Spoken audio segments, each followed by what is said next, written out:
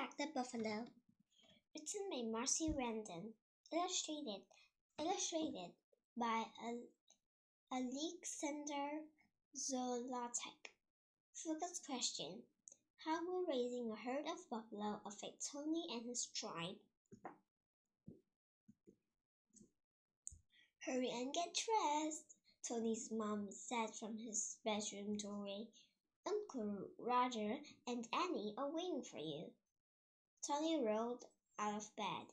He pulled on his clothes and shoved his feet into his tennis shoes with a yawn. Are you excited to see the buffalo? His mom asked. Tom shrugged. Sure, he said.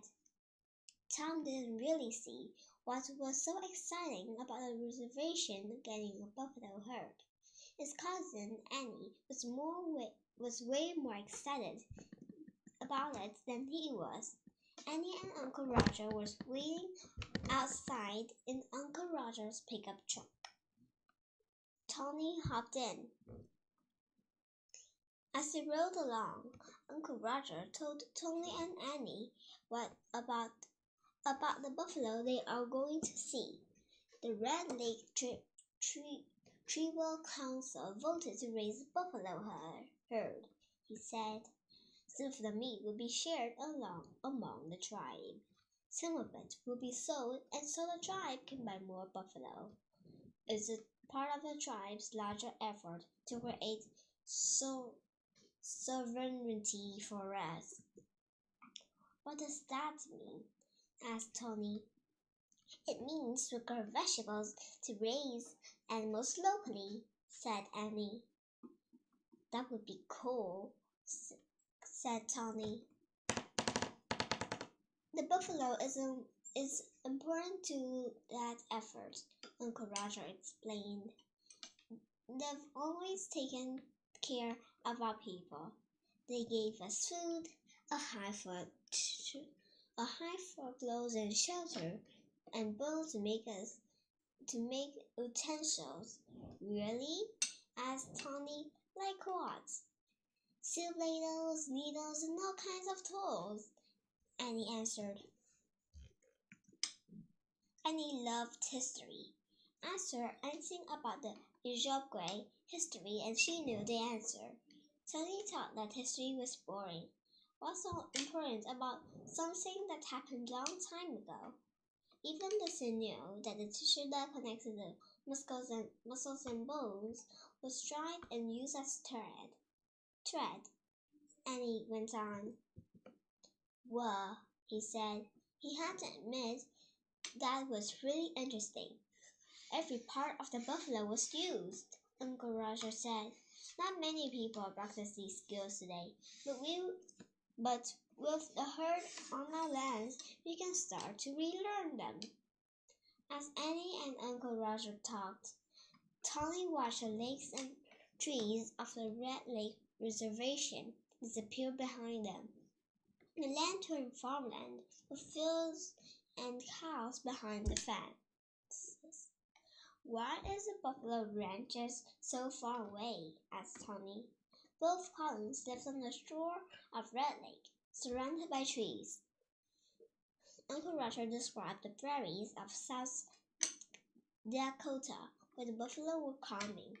Buffalo need the big spaces so they wouldn't be happy living in crowded trees. On the prairie, they have room to move around. Just then they arrived at the Red Lake Buffalo Ranch. Look! Shouted Annie as she jumped out of the pickup truck. She pointed to two buffaloes standing in the field surrounded by the fence. Whoa! Wow! Said Tony, looking in awe at the buffalo. They were a lot bigger than he thought they'd be. They're the size of a car. Will that fence hold them? He asked. Uncle Roger nodded.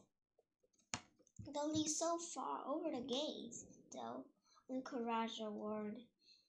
You don't want to be fallen and get chased by one. Tony laughed. I could run faster than them. They're so big and heavy.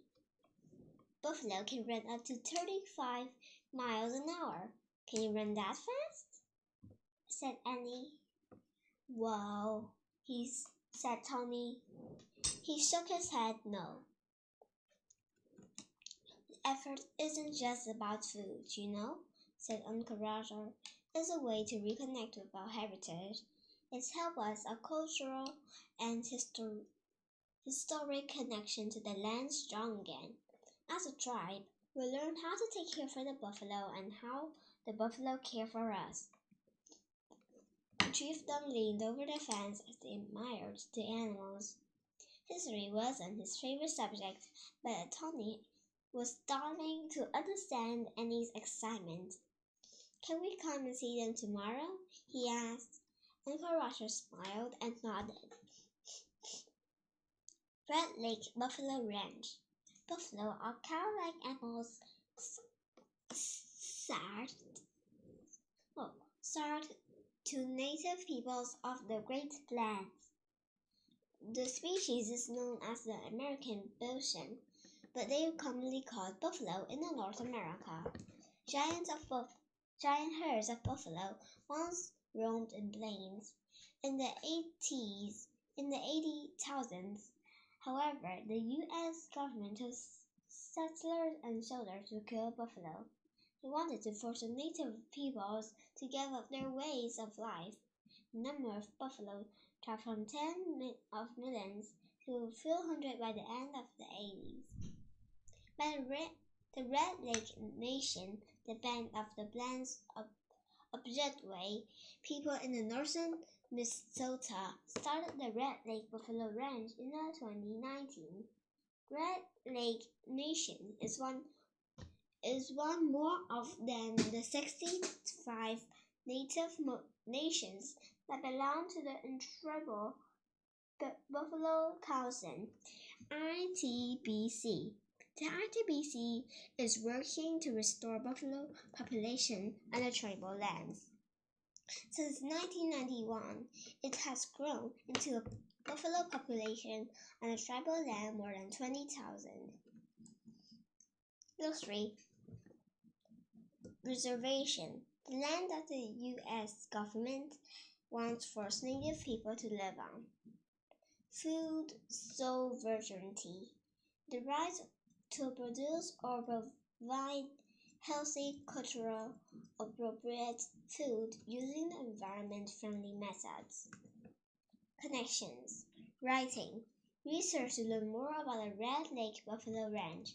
Write an essay explaining who started the ranch and why, and how it supports the Ojibwe people.